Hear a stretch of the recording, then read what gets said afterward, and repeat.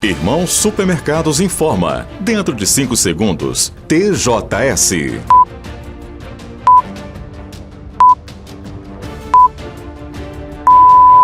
Aquele abraço a você que nos acompanha pela Sistec. A melhor informação está aqui no TJS. Atenção agora para as manchetes de hoje. Homem esbarra carro em moto e acaba morto por menor em Vargem Alegre. Queimadas voltam a destruir áreas de vegetação em Caratinga. Assassinato em Periquito. Homem é executado a tiros dentro do carro dele. Eleições municipais. Reunião define participação de partidos na propaganda eleitoral de rádio e TV em Caratinga. Casal morre após carro cair em ribanceira em Durandé. Capivara na pista causa acidente que tira a vida de presidente da Câmara de Sobralha. E veja também, perseguição envolvendo 2 motos termina em assassinato em Ipatinga. Estes e outros assuntos você acompanha comigo daqui a pouquinho, em 2 minutos na sequência do TJS. Até já!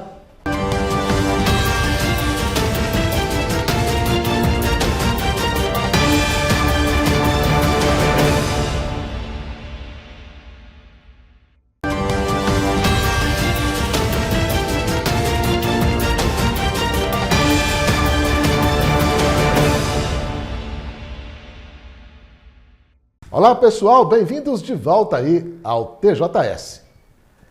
Uma criança de 2 anos foi resgatada pela Polícia Militar sozinha e descalça, andando em meio a carros na Avenida Benedito Valadares, no centro de Caratinga, neste último sábado. Devido ao perigo dela ser atropelada, uma denúncia anônima sobre o caso foi feita à PM. Os agentes constataram que os pais do menino estavam a poucos metros de distância, embriagados, sem se preocuparem com o filho.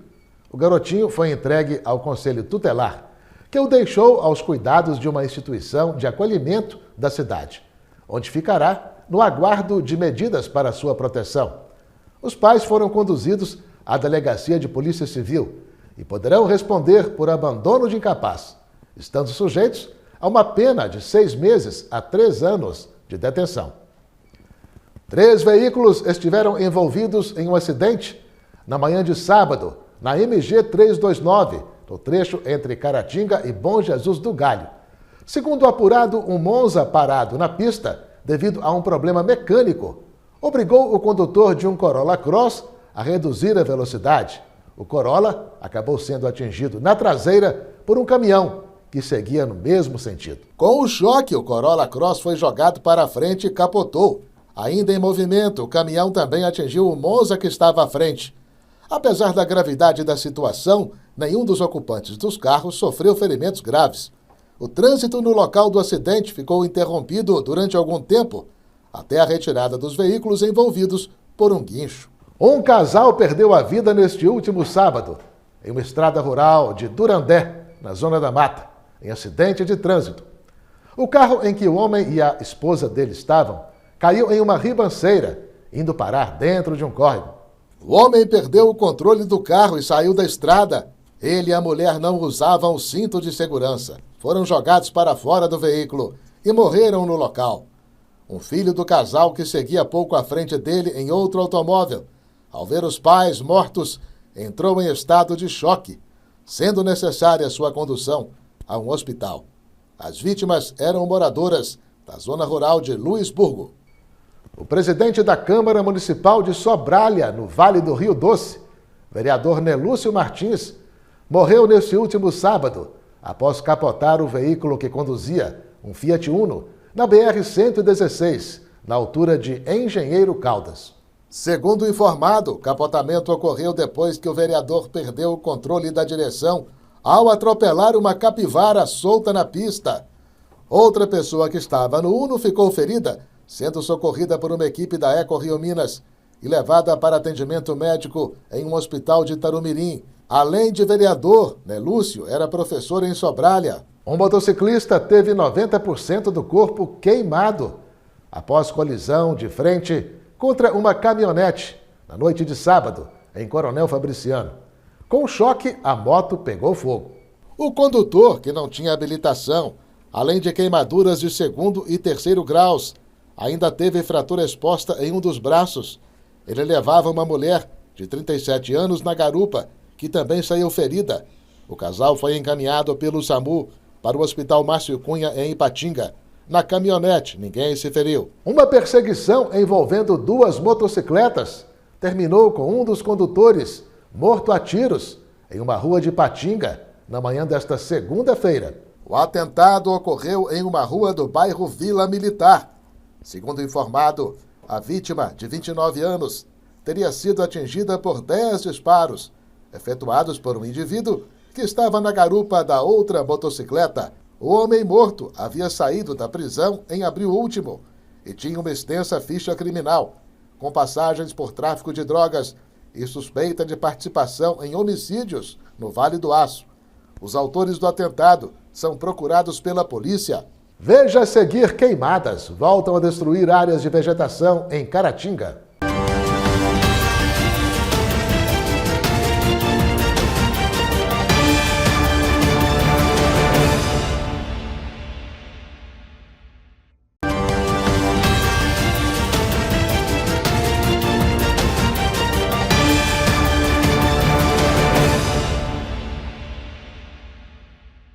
Olá, vamos em frente com a melhor informação para você aqui no TJS. Uma perseguição policial acabou na queda de um infrator em um barranco de cerca de 20 metros, na madrugada desta segunda-feira, em Caratinga. O alvo da Polícia Militar foi um indivíduo denunciado por estar armado em uma boate da cidade, na Avenida Áurea Carlos Leite de Matos, no bairro Monte Líbano.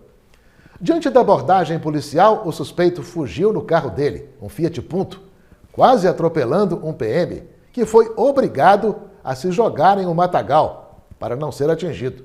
O homem escapou de tiros disparados pela polícia e seguiu para a rodovia MG 329, onde acabou batendo o carro em um barranco. Ao tentar correr, acabou caindo em uma encosta, de uma altura de cerca de 20 metros. Bastante machucado, foi levado pelos próprios PMs para atendimento médico no Hospital Nossa Senhora Auxiliadora, onde ficou internado sob escolta. O indivíduo não foi atingido por nenhum tiro. Ele tem uma ficha extensa de passagens pela polícia por tráfico de drogas, direção perigosa, agressão, lesão corporal, tentativa de homicídio, receptação e disparo de arma de fogo. Com ele, não foi encontrada nenhuma arma. Mais uma etapa das eleições 2024 foi cumprida em Caratinga na última sexta-feira. A definição da participação de cada candidato a prefeito, vice-prefeito e vereador na propaganda eleitoral de rádio e TV. O encontro no cartório eleitoral definiu mais essa importante etapa do período eleitoral. Os candidatos ficaram sabendo como será a participação deles na propaganda política de rádio e TV. A reunião que tratou do tema teve a presença de representantes dos partidos, dos meios de comunicação e da Justiça Eleitoral. Hoje foi feita uma reunião muito importante com a equipe de imprensa de Caratinga e com os representantes dos partidos que concorrem nas eleições aqui em Caratinga, para acertar todos os detalhes relacionados à transmissão do horário eleitoral gratuito.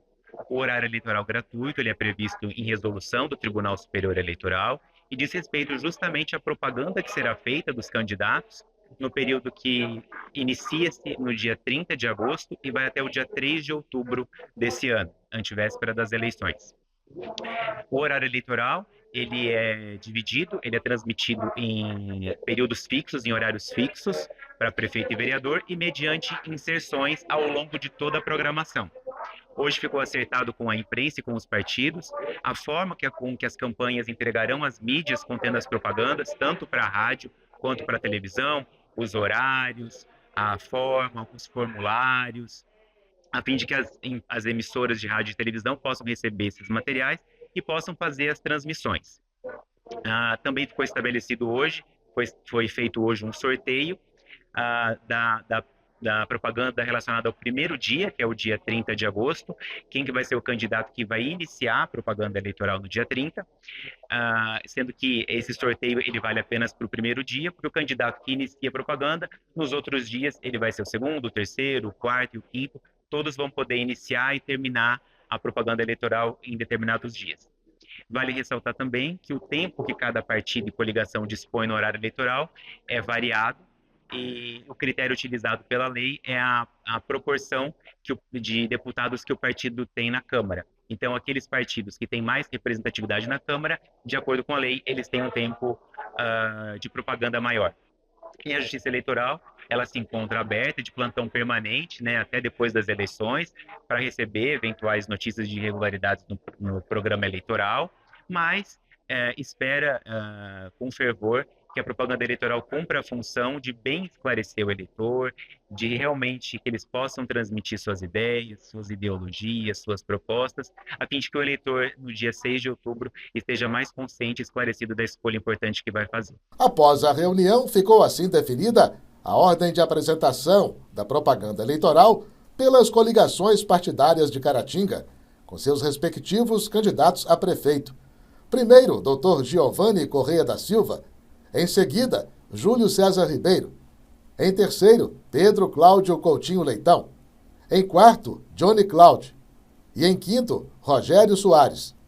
Essa ordem valerá apenas para o dia da abertura da propaganda, 30 de agosto.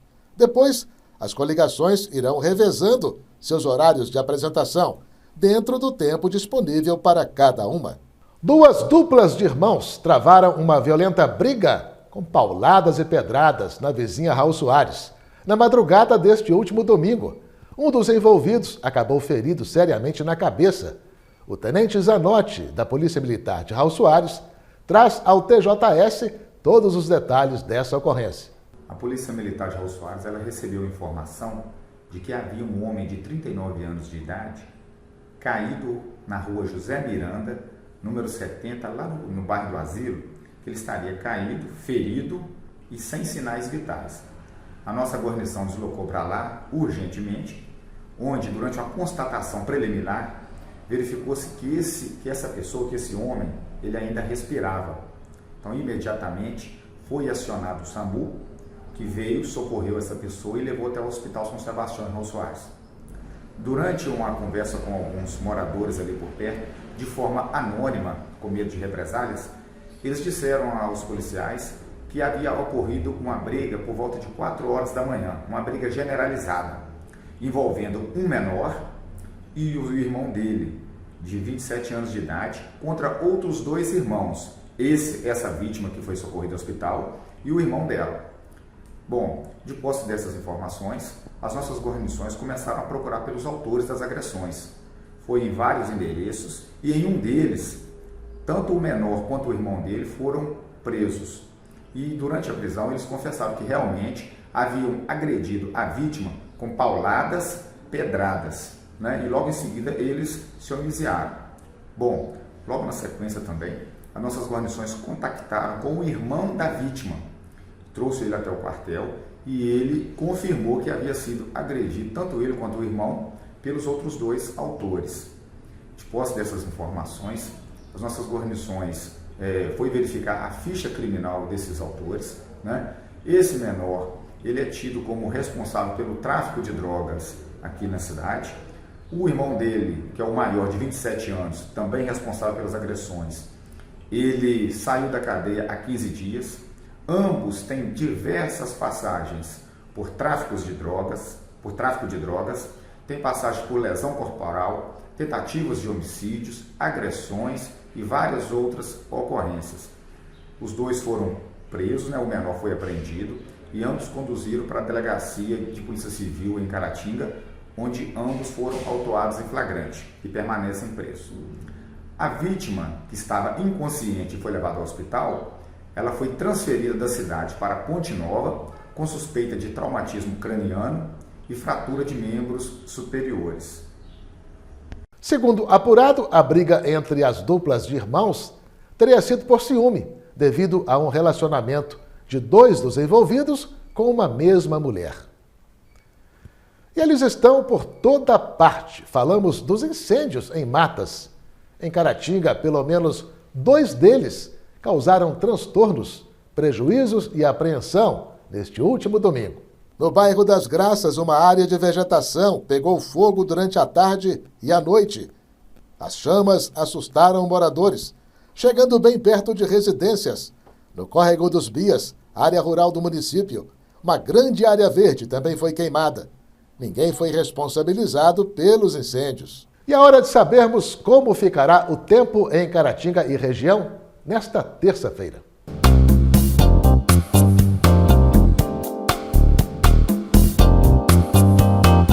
O clima em Caratinga e região nesta terça-feira deverá ter queda acentuada de temperatura, com céu nublado e possibilidade de garoa pela manhã. À tarde deverá ser de sol, com diminuição das nuvens. Em Ipatinga, a mínima esperada é de 19 graus e a máxima de 25 graus. Em Piedade de Caratinga, os termômetros devem variar entre 15 e 22 graus. Em Bom Jesus do Galho, as temperaturas devem ficar entre 17 e 25 graus. Em Caratinga, a mínima prevista é de 16 graus e a máxima de 23 graus.